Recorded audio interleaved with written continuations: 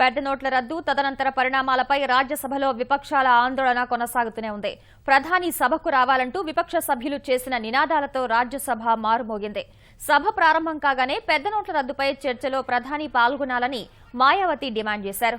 అదే విషయాన్ని గులాం నబీ ఆజాద్ ఇవాళ రాజ్యాంగంపై పుస్తకాల ఆవిష్కరణలో పాల్గొన్న మోదీ ప్రతిపక్షాలను విమర్శించడాన్ని తప్పుపట్టారు.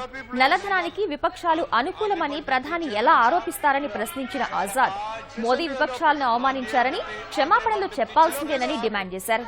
ఇదే సమయంలో ఇతర సభ్యులు బెల్ వద్దకు దూసుకొచ్చి ఆందోళన చేపట్టారు. గందరగోళ స్థితిలో డిప్యూటీ చైర్మన్ సభను తొలుత మధ్యాహ్నం 12 గంటలకు వాయిదా వేశారు.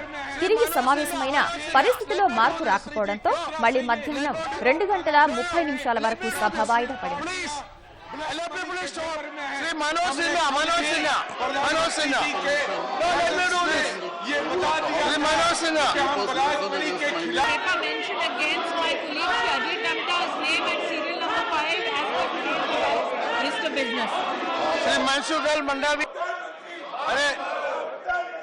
Let me finish.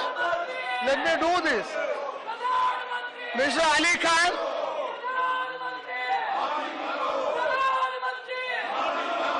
Report of the statement by Minister.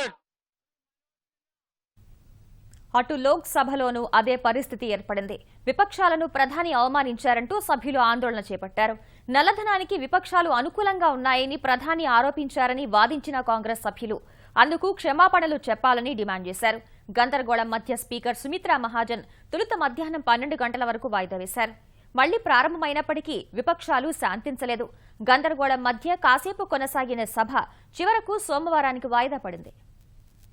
मैं कुछ ज्यादा बात नहीं करना नहीं, मगर आप करोगे तो उनको भी supervisory mechanism for them, and also whether are they going to other government is user charges are concerned, this also depends on the extent of the user. हम पूरा उसका समर्थन करते हैं, अनुमोदन करते हैं. Thank you very much.